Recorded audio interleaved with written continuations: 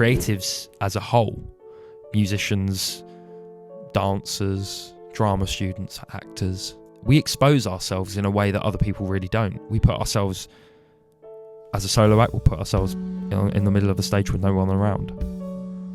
Even in a band, you're individually exposed. Whether you're behind a guitar, you are showing that you're a guitarist. On a drum kit, if you hit a tom at the wrong time, that's noticeable. We expose ourselves in a way that other people don't, and that can often have backlash.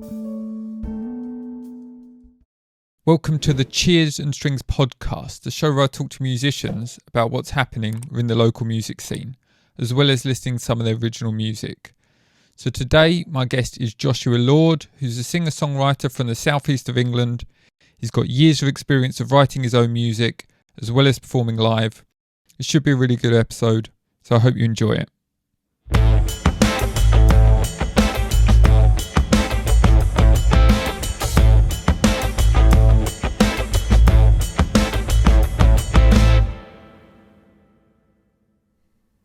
So Joshua, thank you for joining me today.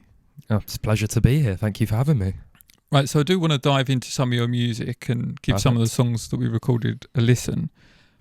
Before we do that, I just want you to take me back to when you first started writing music and how long ago that was. Oh God, don't do that to me. I started writing music properly when I was at secondary school.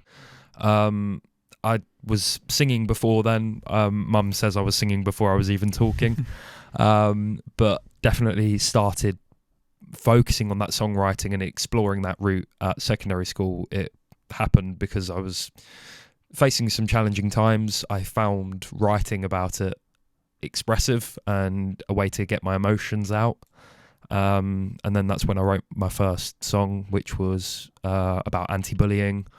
And what was that song? It was called Please Bullies. It's a crazy song. It's interesting to see how my style has changed since then and my writing ability. It's quite funny. Yeah, I bet. Yeah. So do you perform some of these songs live then? Yeah, so I try to perform my originals, the more current ones, not Please Bullies. That stays in the archive. Yeah. Yeah, the songs that I've written more recently, I try and get as much performance time as I can and trying to perform them. The style that I write in allows me to perform them in a set when I'm doing a gig anywhere really. I can just slip one of my original songs in and it kind of works with the sound that I have, and people will go, "Oh, I thought I recognised that song," and I went, "No, you didn't, because it's mine. It's not released. It's an original." And they're like, "Wow, it sounds like something I'd heard like years ago." Yeah. And because my music's based around that 80s sound, and I'm kind of like drawn by Phil Collins, Queen. I think it's fun to be able to perform them really.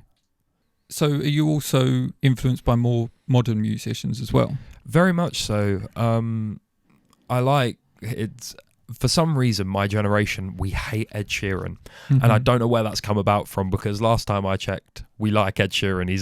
But I think it's a jealousy thing. He's making millions and we're still scraping the bottom of the barrel. But I'm very much drawn by his writing style. I like the way that he has lyrical flows and the way like his storytelling within a song. Yeah.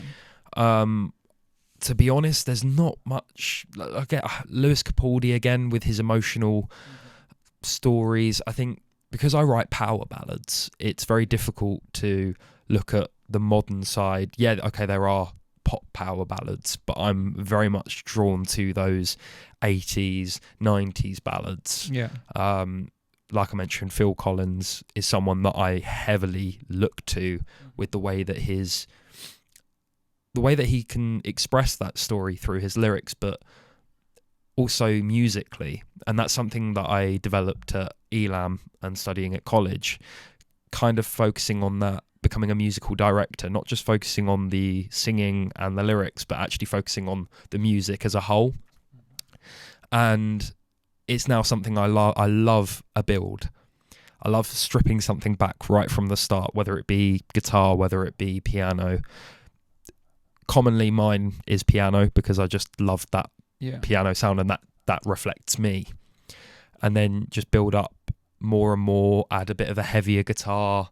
My songs always have a guitar solo. That's to keep my guitarist happy. I think I look at it as a whole, and I'm very much influenced by a lot of genres. I had a bit of a moment where I was like, I might focus on multi-genre, because I did a bit of funk and I fell in love with that.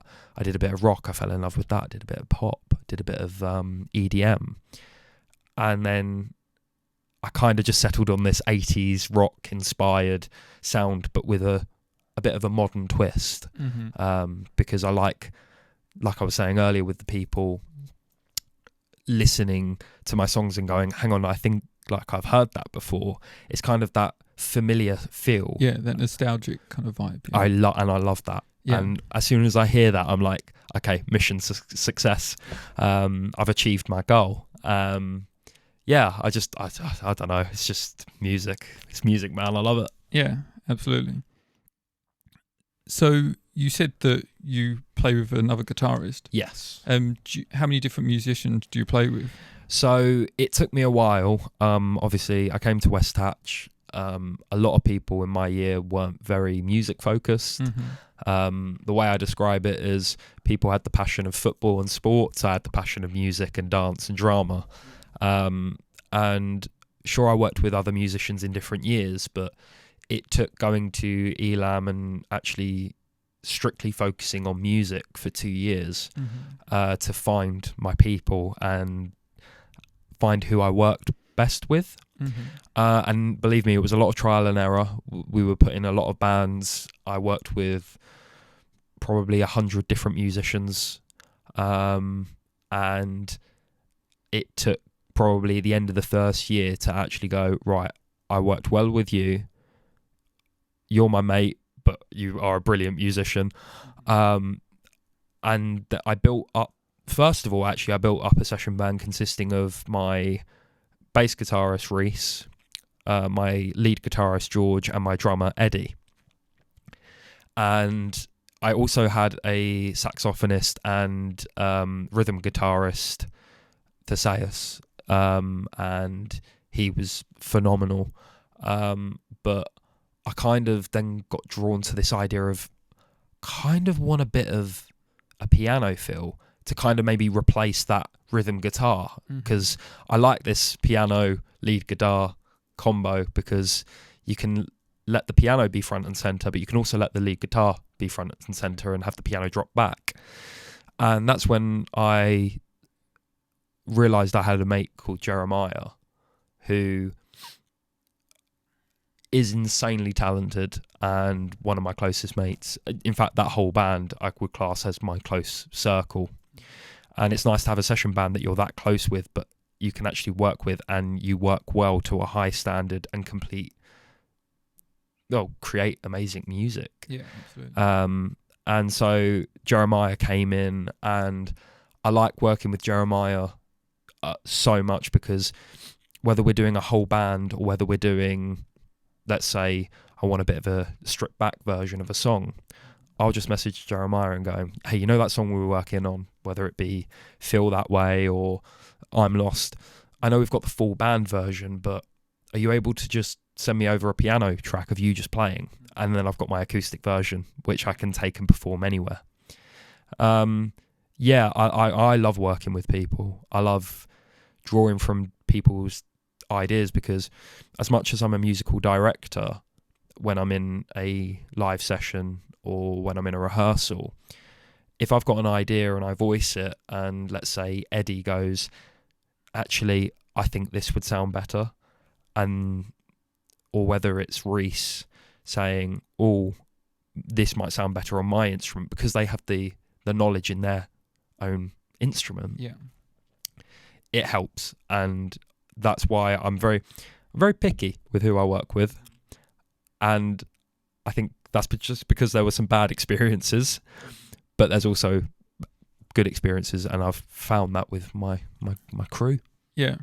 Yeah, and I think that's important to play with other musicians, because sometimes like solo musicians would just get stuck just playing their own thing, and although they might be good like as a musician themselves, I think it really does restrict them, in terms of what they could be and what they could do. Yeah, I think I like the fact that my band and the people that I work with, they go off and work with other people. Yeah.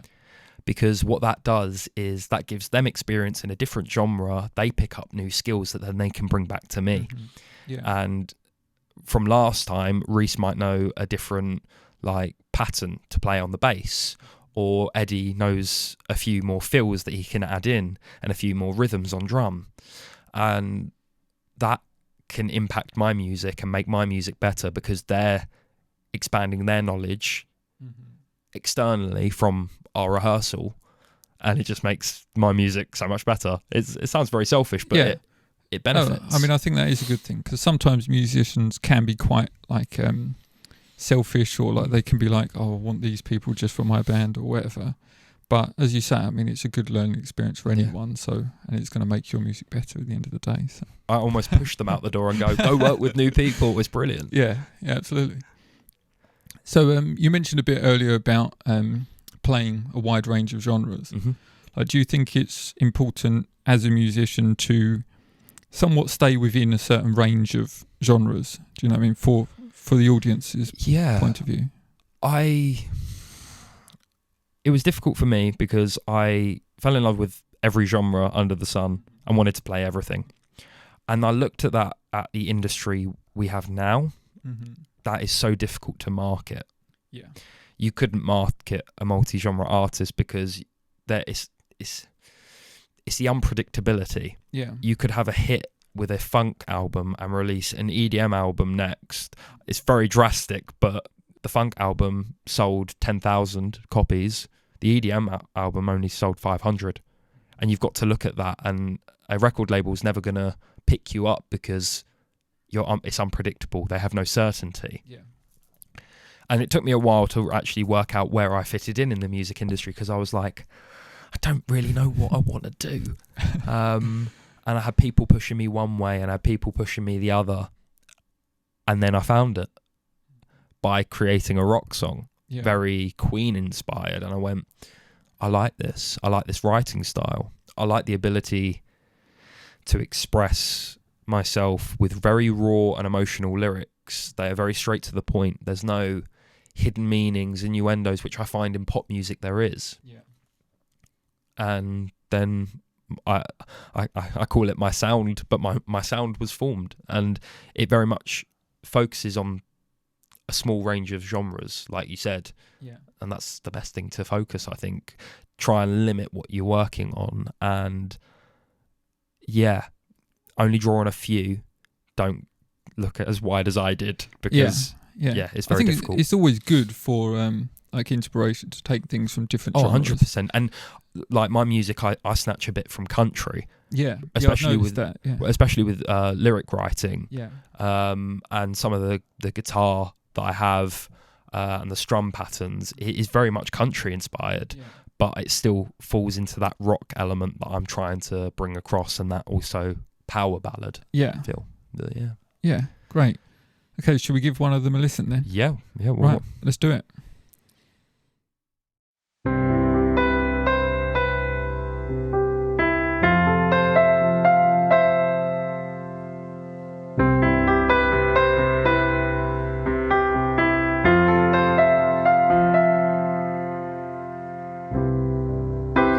I forced open the smiles, struggling for a while now. I never know where to turn. Emotions are buried down, but I feel as though I'm breaking within my chest. Feel as though I'm stuck inside my head. I feel as though feel as though I'm gone. I feel as though I'm lost, not coming back.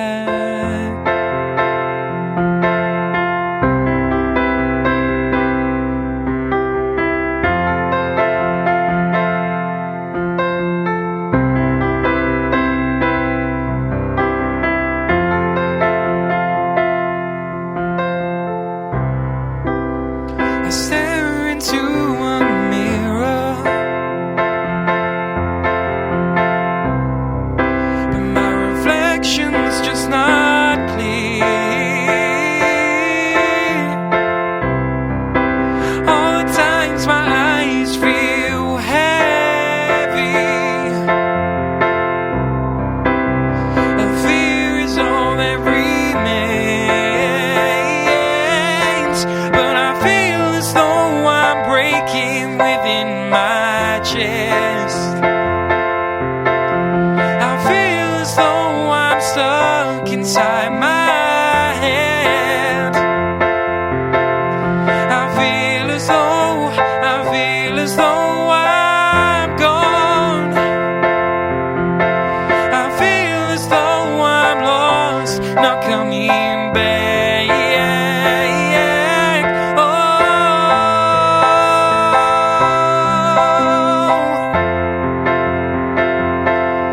I'm so lost.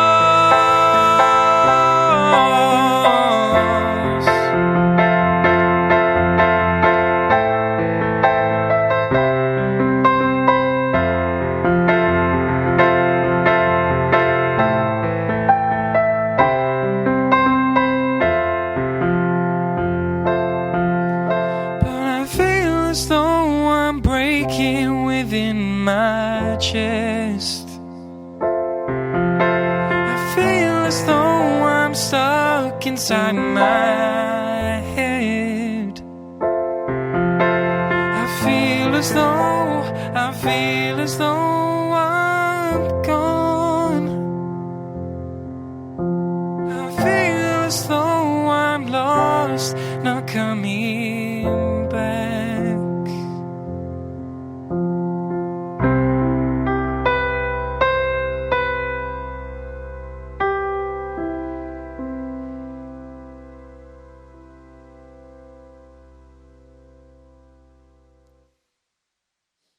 Right, so what was the name of that song? That's I'm Lost. I'm Lost. Okay. So how do you generally approach songwriting? Like, do you start with the melody first, or do you like start with the instrument? Where do you start? I suppose that's the $1 million question, really. Because I mean, typically I would say, like me personally, I would always write the music first and Yeah. then come up with a melody afterwards. Is that something similar with you? I would say the polar opposite. Really? I sometimes come up with lyrics without any melody, Right. and then the melody will form in my head, and then I would then write the music. However, sometimes it's gone completely the other way, and I've written the music and gone, right, I need to get some lyrics for this, or some sort of melody, and I'm humming along whilst I'm playing, and then the lyrics just eventually come later on. Yeah. I think with I'm Lost, I came up with the chord progression first, Mhm. and I went, this is quite beautiful. It's very simple. It's 2-chord structure throughout the verses, and then a 3-chord structure in the chorus. It's and then I kind of just came up with the lyrics later. Yeah, right. So a lot of your songs, and including that I'm Lost, are quite heartfelt and personal. Like, do you ever feel unsure, like whether to release certain songs because of the lyrical content or something like that, because they're so personal to you? Like, are you ever unsure whether to put something out there? I think I'm hesitant about putting something out there. I have reasons as to putting this sort of music out there, and it's why I'm drawn to it. Mental health is a big thing that I want to focus on with my music. I don't think it's spoken enough about in music. And I kind of focus more towards men's mental health because I believe there's that stereotype of men often not feeling that they should open up about how they're feeling. Yeah. And I think that's a lot of rubbish because I feel like it takes someone is stronger if they're able to open up about how they're feeling. You don't need to be having this strong image and hiding behind your emotions. Yeah. And with I'm Lost, I wrote it very much about how I battled with my mental health. And once I'd written it, I was like, I want people to hear this. I don't want to keep this to myself. And I want people to listen to it and be able to connect with it on a deeper level. And I think that's where I kind of came up with this theme of this heartfelt music. And I think I kind of just ignored the fact that, yeah, I'm drawing on personal experiences, but I know people are going to listen to this and be able to connect. Yeah. And that's where I will pause for a second before I think about, is this good enough to release?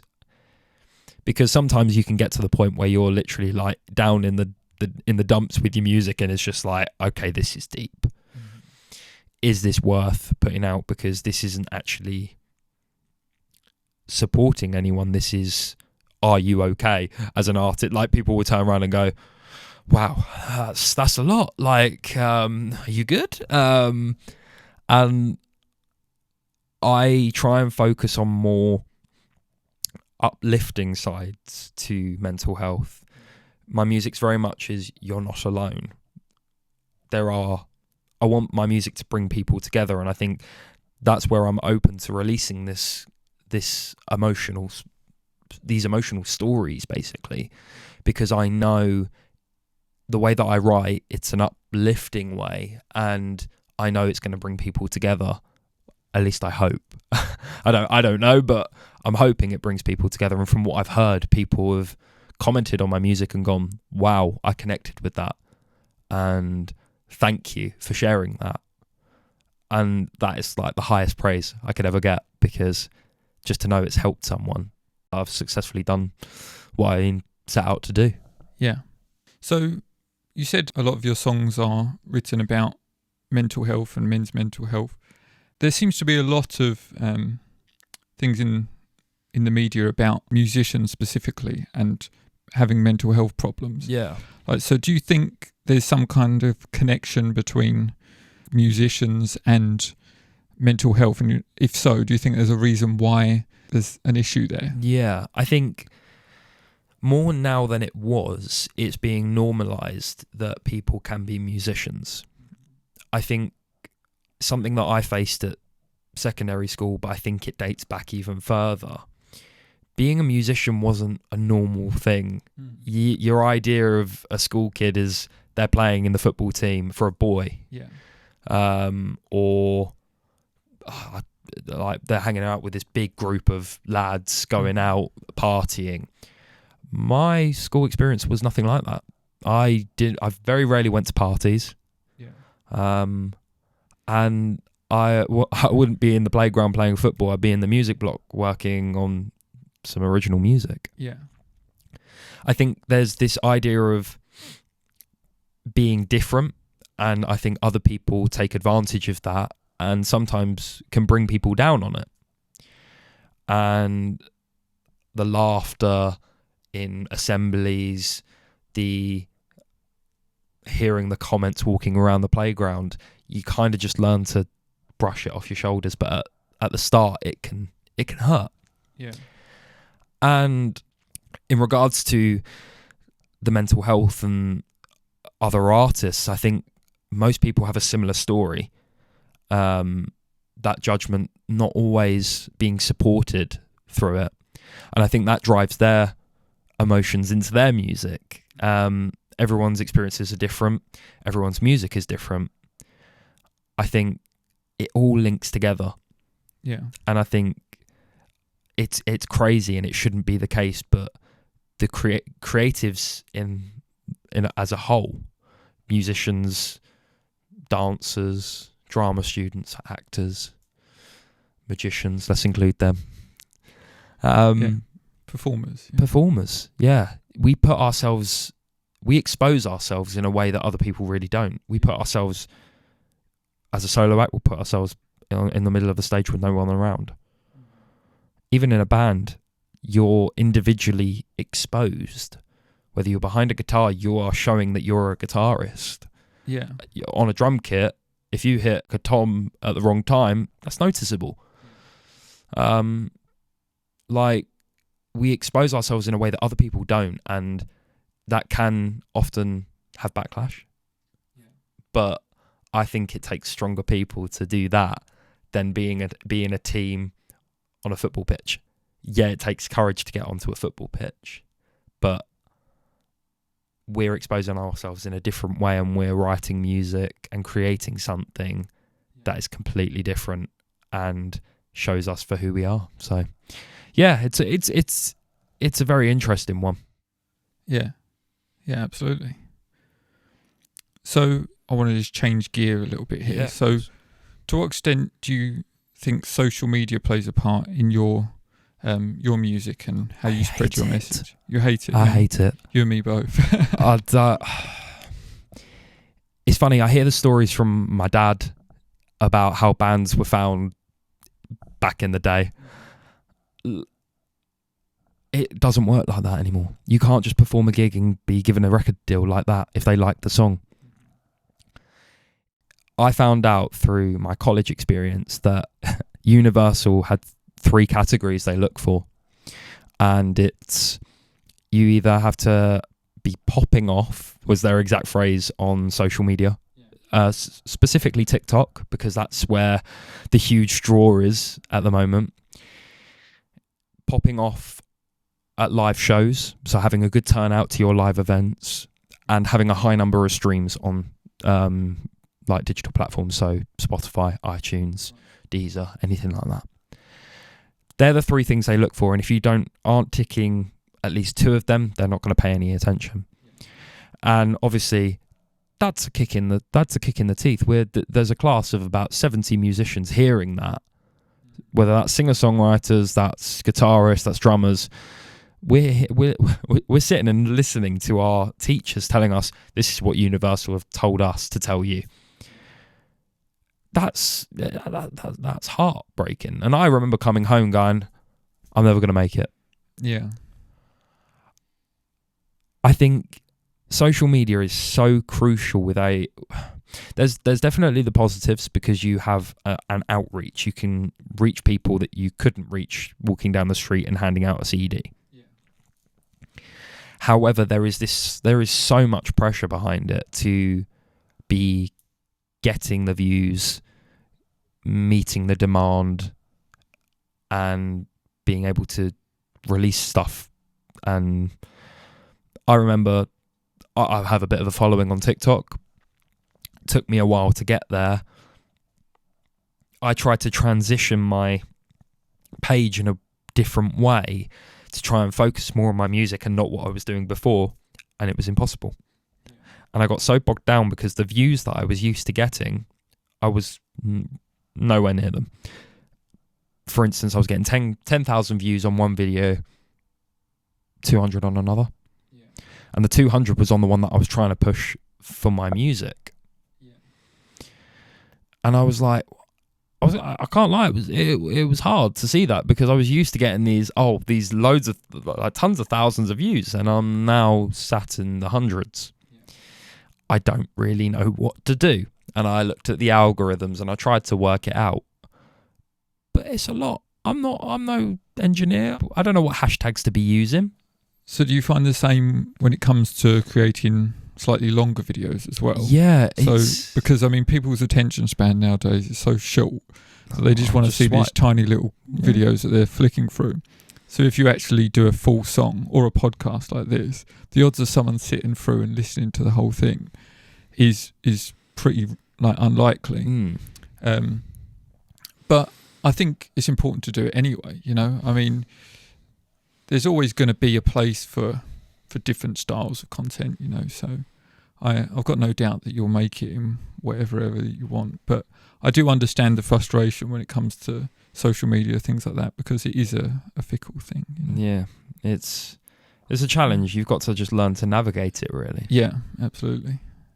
With that in mind, in regards to social media and all that, what advice would you give to other musicians, so say small local musicians, that are looking at getting noticed? Like, what would you say the best avenue is outside of social media? Outside or inside? Outside of outside. It, yeah. Okay. Because inside social media, I would say consistency, which is I'm preaching something that I don't even do. Outside, gig as much as you can. Network with real people. Get off of the apps. Get off of messaging people. Go to open mics in London or in your local area, or go to a new area. I was on holiday down in Devon, and I went to some open mics there, and they were completely different to what I'd ever experienced before over here in East London. It was like there was a live band, and if they didn't know the song, you couldn't play it. And I was like, this is weird, because I'm used to just bringing my phone with a backing track and plugging it in and playing it through a system. And doing stuff like that develops you as an artist, because it gives you experience in the real world, in live situations. Things go wrong, you laugh about it, you have a joke, you meet people. These connections can turn into friendships, they can turn into tools to help you develop. So gigging would be my main thing. Going to talks and events. I had to go to a few through my college, and that we had people coming in giving these almost TED talks about their lives, and listening to that, taking that in, and understanding how they navigated the industry, because most of these people, they were navigating the industry before social media. Those methods haven't disappeared. They might not be the most useful and the best, but they still exist. Maybe follow them. Do the gigging. Busk on the street if you have to. That's how Ed Sheeran got founded. Like, there's different ways. I think just think outside the box would be my best piece of advice. Right, so I think it's about time to listen to another song, don't you? 100%.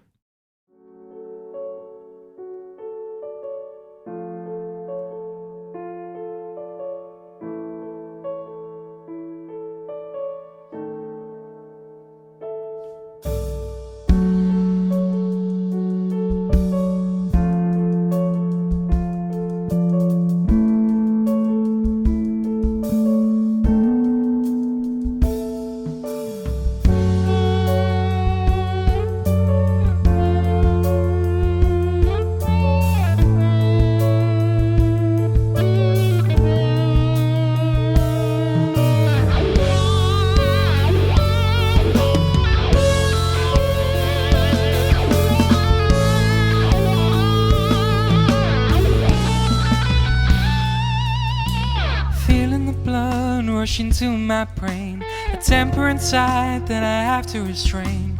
Feeling the burn turn me up from within. Switch it off, but I got it built in. A worry begins all around my head. I'm stuck in shades of deep dark red. There's this image of you that I cannot escape. The thought of you is what I'm trying to shake. You lied to my face, you're in the wrong place. Said I'm holding you down, you're not right for me. Toxicity, I feel like I'm about to drown. It hurts to love you, but it hurts to feel you. Why does it feel that way? Why does it feel that way?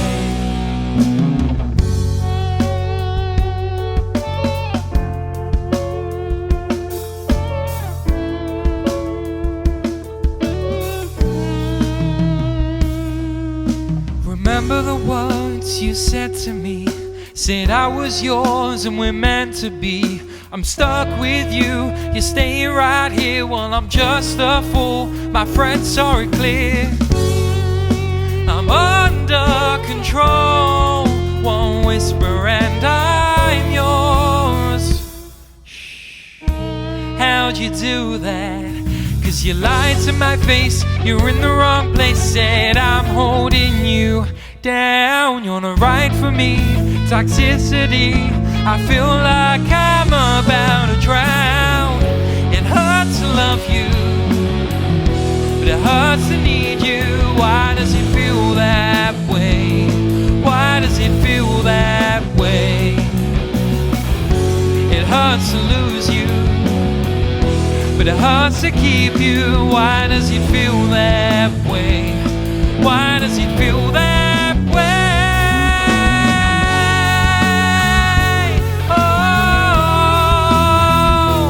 Why does it feel that way? Why does it feel that way?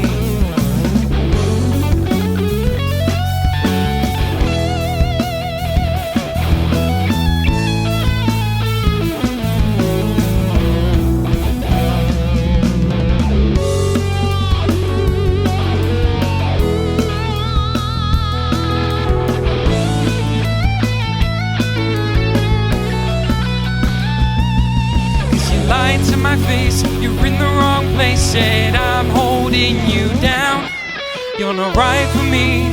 Toxicity, I feel like I'm about to drown. It hurts to love you, but it hurts to feel you. Why does it feel that way? Why does it feel that way? Why does it feel that way? Oh, why does it feel that way? Why does it feel that way? Oh, oh, why does it feel that way?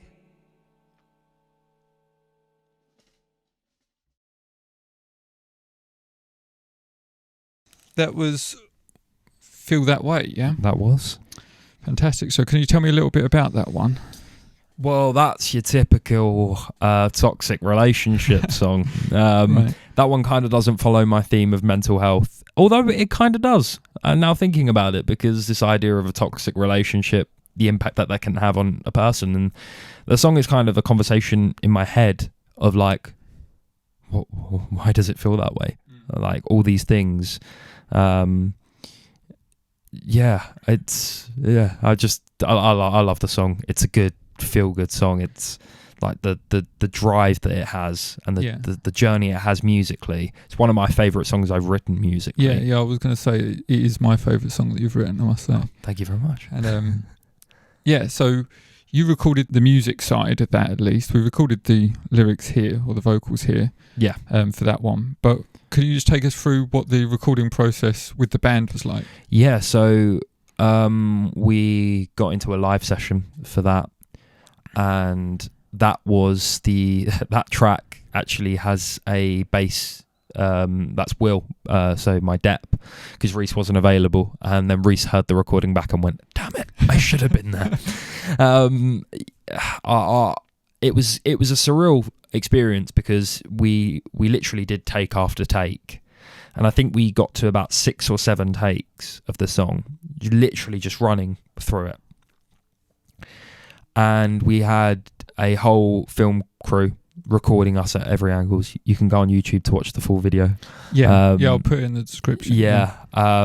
And it was crazy just to work with a film crew, people actually coming up on stage, filming up close whilst you're singing, realizing they're there, and then interacting with them. Like, I give one of the camera operators a cheeky wink at one of the points, because I saw him come up, and in the next take I went, come to me at this point in the song, because I shush. That's the shh. That's the shh.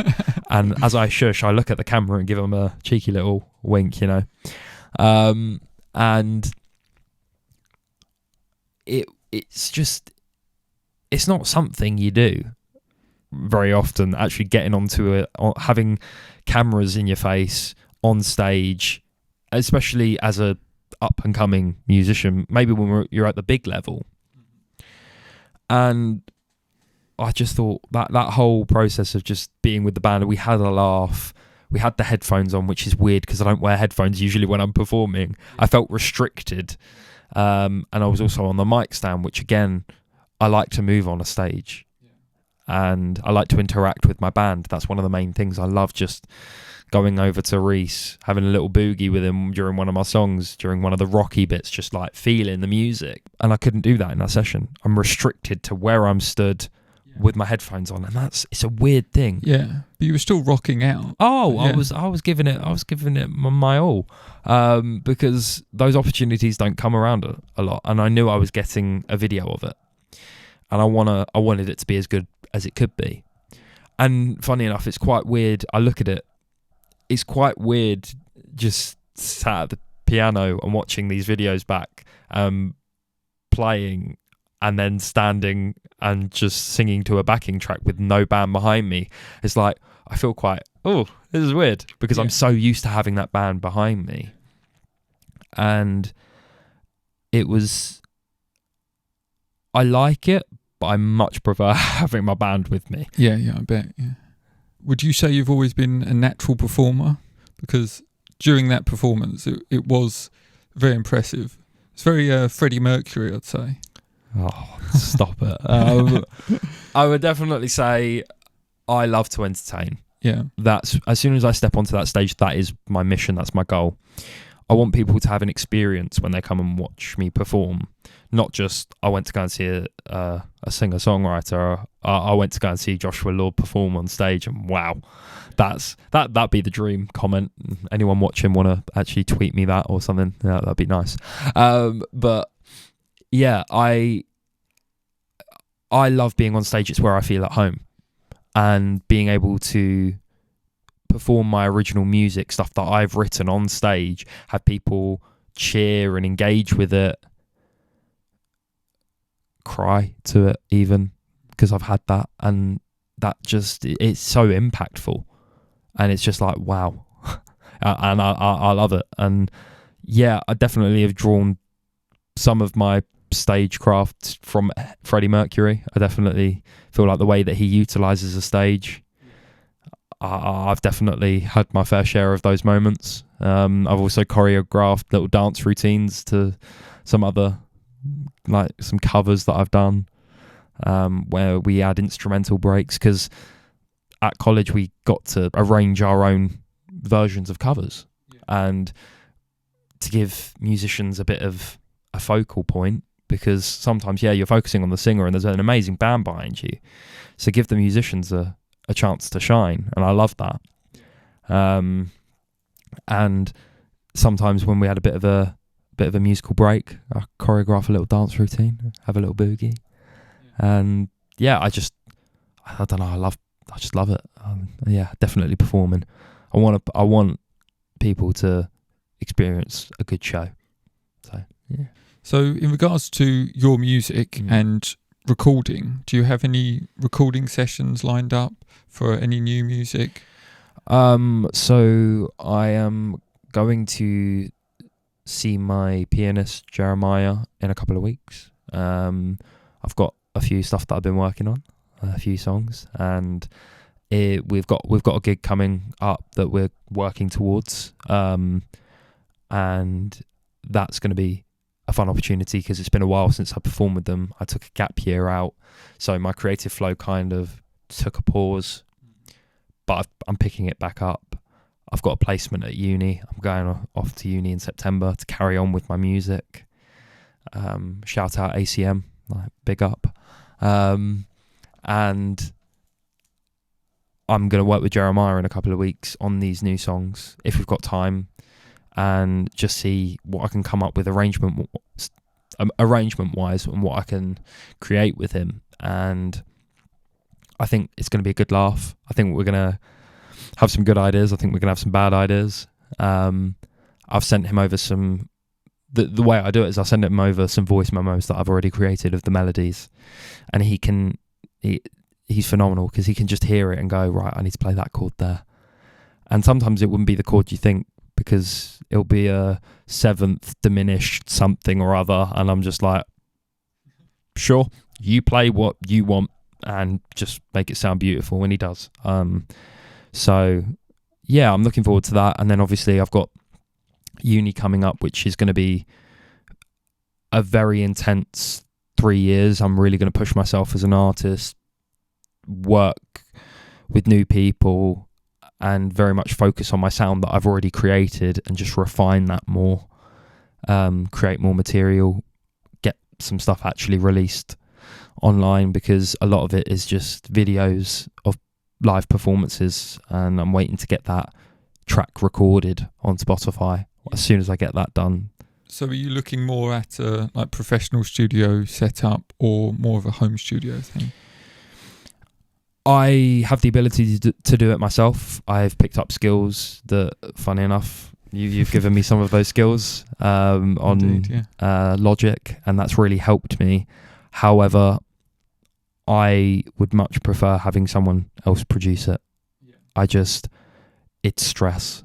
I'm sure you can agree. It is. I mean, I think it's always good, like we were saying earlier about musicians, working with other musicians. I think it's always good to work with other producers as well, because they'll always come in with something new that you can't necessarily think of in the moment. So yeah, I think that's a good shout. Yeah. I mean, I can always just have a crack at it and see what happens. There's no reason why not. And I have the skills to do that. Yeah. And I have, fortunately, a little home studio that I can play around with and come up with some ideas there. Mm-hmm. But I think when it comes to getting stuff released on Spotify, my first release, I'm definitely going to lean towards getting someone else to produce it and help me out with it.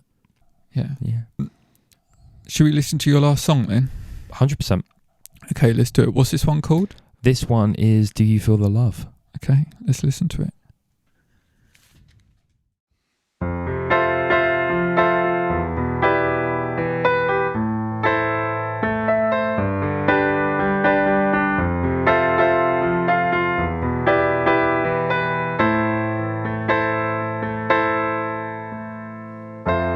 Stuck awake, but the thought of you, it still remains. There's a feeling inside that doesn't change. Been thinking about the very first night I saw your eyes, a cheeky smile, I was yours all night. Oh, I can't find a way to say exactly how I feel. My love keeps rushing and flooding my brain. Oh, I've been struggling to ask, do you feel my heart? I wanna tell you something. Wanna tell you something. Whoa, wanna tell you something. Do you feel love? It's meant to be. The thing you used to say to me, it turns out you were good for me. So now it's time. Come over, take a seat and stay, and listen to what I'm trying to say. Oh, I can't find a way to say exactly how I feel. My love keeps rushing and flooding my brain. Oh, I've been struggling to ask, do you feel my love? I wanna tell you something. Wanna tell you something. Whoa, wanna tell you something. Do you feel love?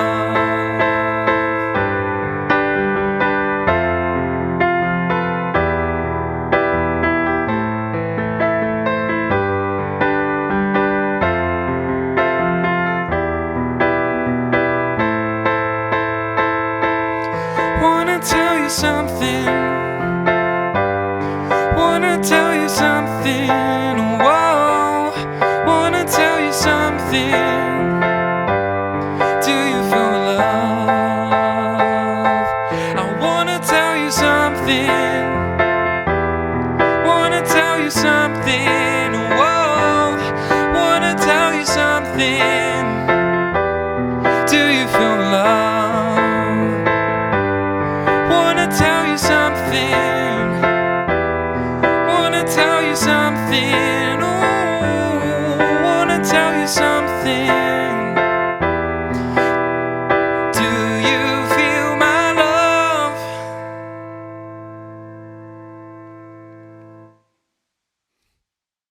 Right, so do you want to tell me a little bit about Do You Feel the Love? So that's a funny story, actually. So I wrote that for a project at Elam, and we had to write 3 multi-genre songs. Right. One had to fall into the category of something that you could find in the charts today, something that you could find in a niche chart, and something that is just totally wacky and crazy. Your own choice, really. And Do You Feel the Love was our attempt at a EDM pop song, but performing it live. And obviously, this version is very much a stripped back acoustic version of the song, but if you listen to the original performance video, it's an upbeat EDM track.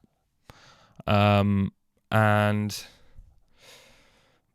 it's your typical cringy love song, really. Creating this song, as well as this project, helped me find my session band and helped me find who I worked best with. And this song also helped me lyrically. It helped me musically. It's kind of a bit of a turning point of how my music shifted and how it developed and how I developed as an artist. Again, watching this, it's weird to see it just be me, because I'm so used to seeing Reese in the background and George with his wah pedal, and God, I don't know how he makes it work, but he does. And there was even sax on this song. And I remember. I've heard that one. Yeah, the original. And the sax playing the sax. That's not on this, and it's interesting hearing an acoustic version. But it's just it's a feel good song. It's a song that's catchy. It will stay in your head.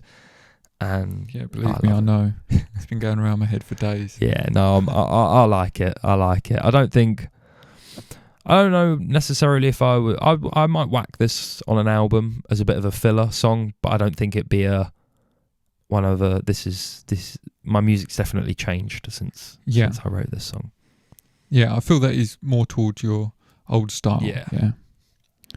What do you feel your style is now then? So you said before that you play a wide range of different genres, and you want to stick to that 80s power ballad kind of thing. Is that the vibe that you're going for? 80s rock power ballad, pop inspired, something or other. Yeah, pretty much that. I found my instruments. I found the sound that I kind of tend to stick around. It does draw from 80s rock, not really any other type, just that classic 80s rock. To be honest, Green Day, you could look at Green Day as well as being actually, that kind of sounds a bit like that. And I love Green Day. Whatever people say about them, they're still top tier. For any of you that are saying they're washed, no, they're not. They've still got it. Yeah, Queen again, and I just love Freddie's movement on the stage. But then again, looking at more current artists, there's a singer-songwriter that I love at the moment called Alex Warren, who is very pop country, but he's very emotional and tells a story. And as I get a country artist called Cooper Allen, who I listen to as well. These aren't big names, but they're emerging artists, and I love their music, and I'm like, wow, they're awesome. And yeah, they definitely help me with coming up with some stories and coming up with some concepts and like how I can work around my music in new ways and explore new routes. So yeah. Fantastic. Where would you say the best place for people to find your music is? So you don't have anything currently on Spotify, you're saying, no? I'm going to let you into a little secret. There is something on Spotify from many, many moons ago. It's called Hey Girl, but we ignore that. There's nothing on Spotify at the moment. That is hopefully coming towards the end of the year, if not into the beginning of 2025. That's the goal anyway. Best place, I've got some stuff on YouTube. It's Joshua Lord on there. Instagram, Joshua Lord Music. If you want to follow the TikTok to watch the cringy videos that are still up there, it's JM Lordy. It kind of follows that Joshua Lord, you can type me up and I Yeah. pretty much come up on Yeah, stuff. I'll make sure I put all the information down below. Although I had a surreal moment the other day. Yeah, go I on. googled Joshua Lord music and I come up as an internet personality. Okay. I've got a little bar that actually says my picture and Like internet. a Wikipedia page? Or The what was kind, it? I don't know. You just type it up on Google and it comes up Joshua Lord internet personality with my little picture. And I Wow. went, I've made it, Mum. Look at me. Here I go. Yeah, that's probably the easiest place to find me. I've even got okay. Facebook. I don't use it, but yeah, I try and update it. All right. Nice. Well, thank you very much for coming on. I No, really appreciate it. thank you for having me. I've loved this. This is great. Yeah, it's been good, yeah. Right, cheers. See you later. So that was Joshua Lord. So if you're a musician or a band from the southeast of England and would like to be on the podcast, then just email me at the address below and I'll get back to you. Thanks for watching.